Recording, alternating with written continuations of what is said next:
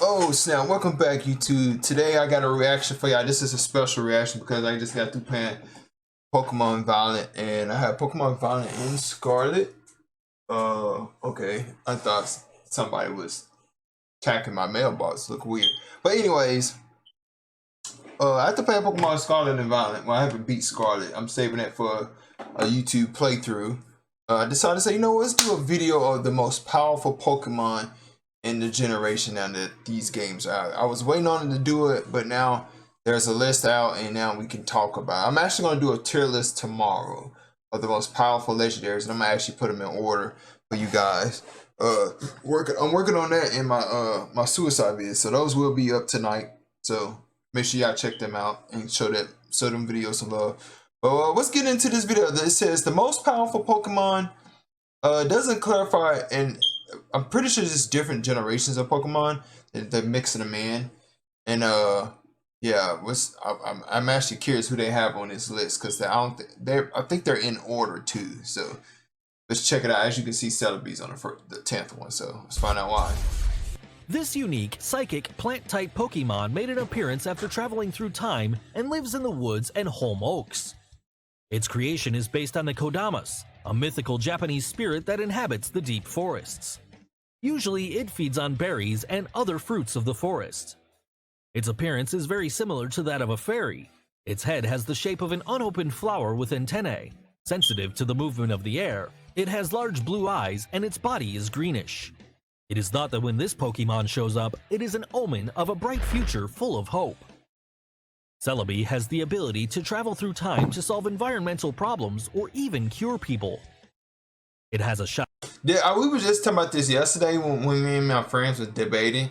It was like Celebi is actually probably the only good legendary out of all the legendary. It can protect, heal people, travel through time, all that good stuff. Basically what he's saying. And we was like, yeah, Celebi be like the coolest legendary to have. Anybody else, you're dead. Character, but it is also cheerful, friendly, and playful. It is not aggressive and only usually uses its powers to protect itself. However, if it is used in battles, its powers are turned up and they can even reach a whole forest. It makes an appearance in the film Celebi, the voice of the forest, Destiny Deoxys, and Zoroark, Master of Illusions. Number 9. Gardevoir is on here. Gardevoir. That's because Gardevoir is intelligent. I kind of figured it wouldn't be all legendary. They're doing all Pokemon they consider dangerous. These are Pokemon that could be considered dangerous in real life. And is characterized by its great beauty, elegance, and power. I mean, there was so many memes about Gardevoir coming out. People was like, man, Gardevoir is like a female that you could just smash. I was like, bro, you cannot sleep with a Pokemon, bro. You are sick. You are disgusting. Horrible human being. This is why Pokemon can't. Well, actually, if they exist in real life, Gardevoir will probably kill you. Or during battles. Gardevoir is able to capture the feelings of its coach and will always do its best to protect him without caring if its own life is in danger. It will also do everything possible to keep its descendants safe. In addition to this, its mood is influenced by that of its coach, because if he is sad or happy, it will be too. It has great. That's kind of like a cool ability, though. Like, it can feel your emotions and feel when you're sad and happy. So, like, if I'm depressed and sad, my Gardevoir would be depressed and sad. It'll probably do everything in its power to try to cheer me up. Psychic powers. It is always floating and can communicate telepathically with people because its brain is so developed that it surpasses that of human beings. Yeah, Gardevoir is very smart. See, that's why another reason why Pokemon be dangerous. Gardevoir has a brain that is way smarter than a human.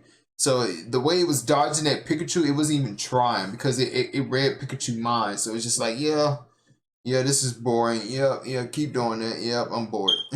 It can also see the future and know when its coach is in danger.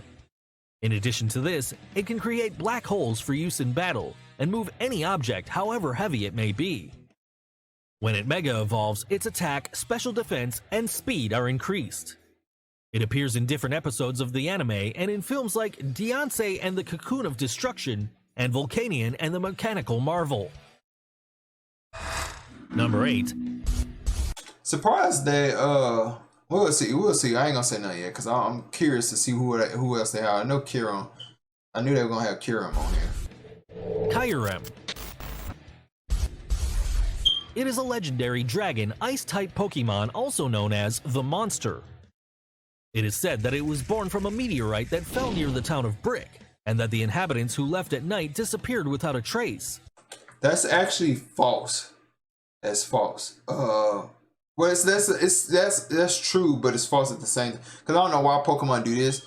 They rewrote Kyurem's Pokédex thing, and it stated, and I quote, this is from the Pokédex. It said that Kyurem was a part of the dragons, like the two dragons from Black and White. There was once one with Kyurem. Like when the meteor fell, it split into 3 dragons. It was once a powerful dragon that has 3 parts of a dragon. Which I hope when they remake Black and White, they show us that powerful version of Kyurem as that one dragon form, instead of it just being fused with those 2 Pokemon like they did with Sun and Moon when they fused that the Moon and the other Pokemon with that Ultra Beast to create that powerful dragon. Because it was said that in the Pokédex, Kyurem was the most powerful dragon type Pokemon when it was once one. So hopefully we'll see, because Black and White most definitely are getting a remake. I can't wait to play that. That is why it was decided to siege the city and border it to leave the powerful Pokemon helpless. Its appearance is somewhat deplorable because of the meteorite's fall. It has broken parts of its body, like its wing, and the protection of its head. It lives in places below zero where it can absorb the energy of ice and snow, and thus become stronger and more resistant. Kyurem has the power to create huge snowfalls and hail in the places it wants, generates great frozen energy. Well, I can tell you right now, if Kyurem was real in real life, that mine will be sleeping in the iceberg, because that's the coldest place on our planet right now. He would literally be over there just sucking up the ice Inside its body and can freeze your opponents to destroy them easily. It can shift shapes and become either white or black. The first has the Icy Flame and Turbo Llama attacks, while the second has the Icy Ray and Terra Voltage that greatly increases its attack level. It appears in the movie Kyurem vs. the Sword of Justice, in which it faces Keldeo, a Pokemon belonging to a group of mystic swordsmen. Number 7. Lugia. That man is butchering these names so bad. Lugia. The G is silent. It's pronounced Lugia. This powerful legendary Pokemon of the And just to quote, Lugia is actually one of my favorite legendary. I know. Psychic flying type is known as the Guardian of the Seas. It has a resemblance to a dragon with large wings, with some plates on its back and a dark blue tail. It has great abilities, can communicate telepathically and understand humans. It can fly when lifting the plates of its back, has self-healing powers whenever it listens to its own song, can control the seas, and also has feathers that are as hard as diamond. With Just let y'all know, they actually changed Lugia's size in Pokemon. Like, he's bigger than this Lugia. They rewrote his size, apparently. He's actually a lot larger than this. Because when Ash and them got on him in Pokemon Journey, they was like this small and Lugia was about this big. And they was literally on his back and Lugia didn't even know they was up there. which you can easily evade attacks. Its characteristic. But with the diamond feather skin part, yeah, with diamond skin, Lugia's part worth $1 billion. If you caught this Pokemon, you'd be the richest person in the world. You could just sell his feathers for money. Attack is the Arrow I wouldn't do that. That would be fucked up. Jetro. Lugia was born when the universe was created, and there was only water in it. It is usually found deep in the sea, and usually alone, because it does not like to be seen by other people or creatures. It makes an appearance in the movie Pokémon: The Power of One. Ashley appears in two, I think it appears in 3 more movies, if I'm not mistaken. Number 6. But yeah, they go my boy, the demon. And I mean that literally, no pun intended. The Giratina is literally a demon. It is a legendary phantom dragon-type Pokemon. It's part of the Dragon Trio and is in charge of protecting the Distortion world. It has black wings and has a segmented body with 6 legs. It is the guardian of the world of Distortion and usually inhabits it. In fact, it is the only Pokemon that lives there. Giratina can travel through dimensions and control them by generating a whirlwind through its mouth that creates a portal to other worlds such as Pokemon or Distortion. It can also control antimatter. It usually changes shape depending on the world in which it is to adapt to its severity and time. As it is a ghost-type Pokemon, it has sinister, psychic, and electric attacks, but no fire or ice powers.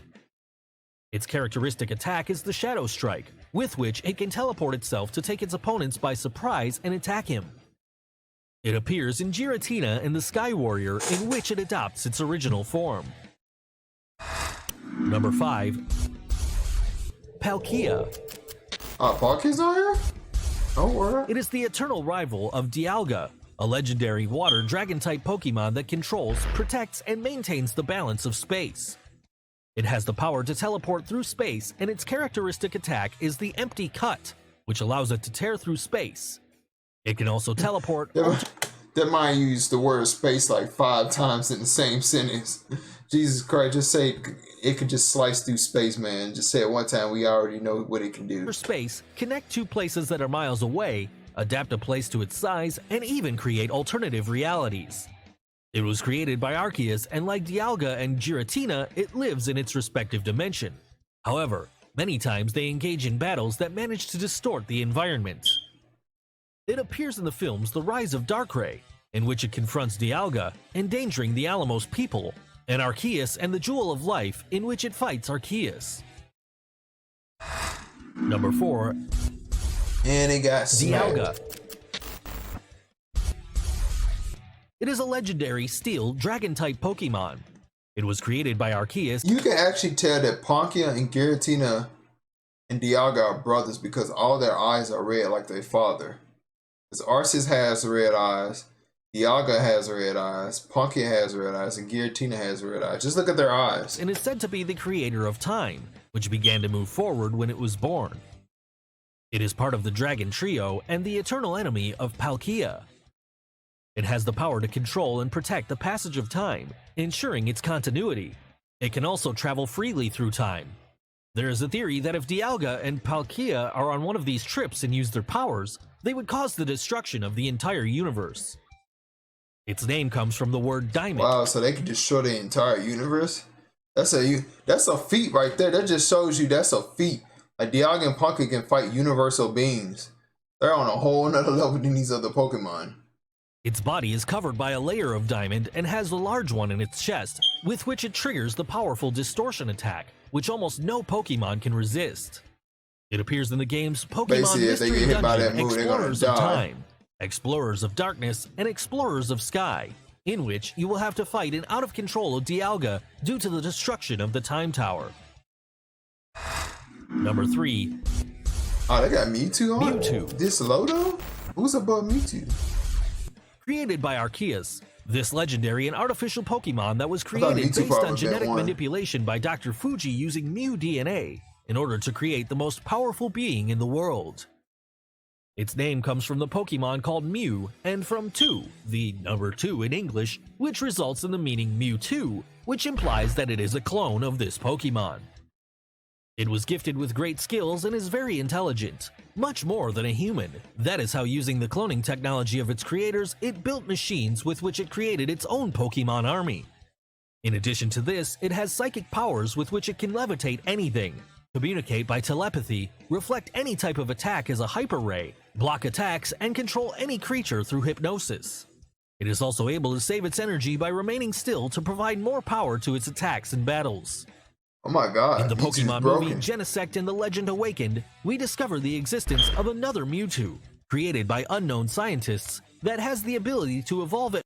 Yeah, so apparently they created another Mewtwo. There are now 2 Mewtwo's. But the one that they created, it's a girl, I think. It's a female version. Because the male one is supposed to be stronger than this one, but it mega evolves the lack for the power that the original one has. At will to Mega Mewtwo X or Mega Mewtwo Y. Number 2. Mew. It is considered the rarest Pokemon and one of the most powerful. It is believed that it is the ancestor of all Pokemon since it possesses the genetic map of all of them. Its design was inspired by the Sphinx cat, hence its feline appearance and pink color. It is also said that this Pokemon has hair, but it is microscopic in size, as well as the only animal on which they were based to create it. This may seem like an adorable Pokemon, and despite being quiet and somewhat playful, they can be very dangerous in battle. It has great psychic powers and is very intelligent, can become invisible whenever it wants to go unnoticed by humans, transform into any Pokemon, and perform. Yeah, that's right. Mewtwo can transform. I mean, not Mewtwo. Mew can transform into any Pokemon, and the reason why it can do that is because it has all the DNA of all Pokemon. And if y'all didn't know, Ditto also has that power. And Ditto is the experiment that just lets you know how many times they clone to try to make a Mewtwo. Ditto is the failed experiments of Mewtwo trying to be made. You know, that's why Ditto only has the power to transform, because it's the failed experiment of the Mews and stuff. Perform any attack that they can do. It has appearances Mew in can the learn all films attacks. Mewtwo vs. Mew, Lucario and the Mystery of Mew, and the Rise of Darkrai, in which it appears only in the introduction. Mew has also participated in some episodes of the anime as the mastermind of Mirage Pokemon and a lean mean Team Rocket machine. And finally, in the #1 position, we have Arceus. I know it's Arceus. Yep, the god of Pokemon. Arceus. It is said that this is a kind of Pokemon god, the first and the creator of all the rest. Its origin is unknown. It is only known that it was born from an egg that appeared in nothingness, and Arceus was born from it, and with its 1,000 arms, shaped the world and gave life to all the Pokemon. It is considered the most powerful Pokemon because it can even It create doesn't even different have dimensions. 1,000 arms, though. Among its most known attacks are I feel like they're gonna Judgment, give it with which another it forms a form. sphere Watch. that transforms into a meteor shower. Flame Basher, with which it creates a burst of fire. And you gotta think about this, bro. Arceus fought 3 legendary Pokemon. If I were to do a power scaling right now, I was waiting to do this later on for a power scaling video for Arceus, but we can talk about it right now. The mind beat 3 universal beings at the same time. If you want to argue, because you could technically argue that Giratina is like universal plus plus, because he guards over the distortion world, which is stated to be bigger than Dialga and Ponka world. And Giratina can beat Dialga and Palkia by himself. So he's very, very powerful. So he'd probably be like a 3 times multiplier powerful than Dialga and Palkia. Unless they decide, like, unless Dialga and Palkia like just jump this dude together, then yeah. Yeah, so Giratina is like Universe plus plus 2 or something, I guess.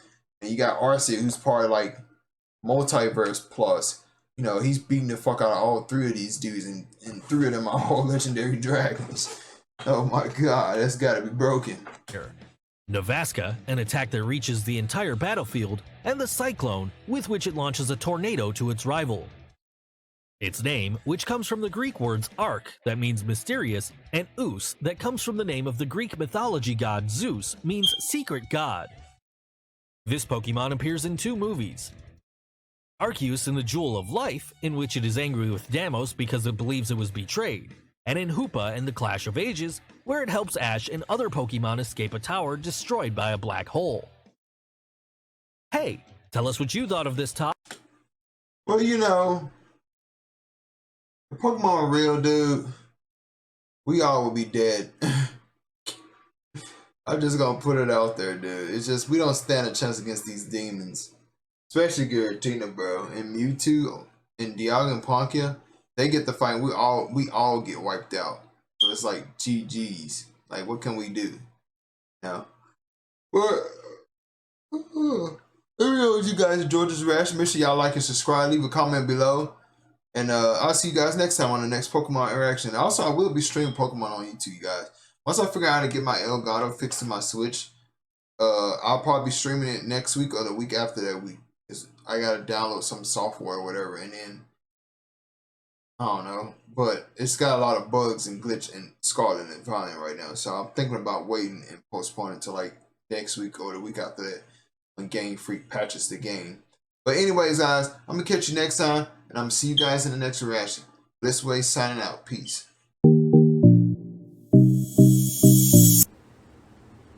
Let's check this joint on out, y'all. This shit ain't gonna be sickening. I ain't gonna lie, Capcom has been killing it. Capcom is dipping their balls in some good juice right now. They feeling themselves. They said they made all this money off Resident Evil and shit. They like, man, we ain't broke no more.